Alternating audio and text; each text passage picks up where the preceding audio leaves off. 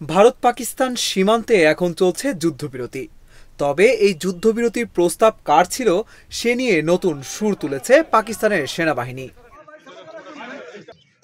সোমবার এক সংবাদ সম্মেলনে পাকিস্তানের আইএসপিআর মহাপরিচালক লেফটেন্যান্ট জেনারেল আহমেদ শরীফ চৌধুরী দাবি করেছেন ভারতই যুদ্ধবিরতির প্রস্তাব দিয়েছে, পাকিস্তান নয়। তিনি জানান যুক্তরাষ্ট্রের মধ্যস্থতায় দিল্লি এই অনুরোধ জানায়। পাকিস্তানি সংবাদ মাধ্যম জিও নিউজ জানায় সাম্প্রতিক সংঘাত এবং যুদ্ধবিরতির প্রেক্ষাপটে পাকিস্তান পক্ষের অবস্থান স্পষ্ট করতে এই বক্তব্য দেওয়া হয়েছে। সংবাদ সম্মেলনে জেনারেল চৌধুরী বলেন, পাকিস্তানের সার্বভৌমত্ব হুমকির মুখে পড়লে তার প্রতিক্রিয়া হবে ব্যাপক। তবে আমরা দায়িত্বশীলতা এবং পরিপক্কতার সঙ্গে কাজ করেছি।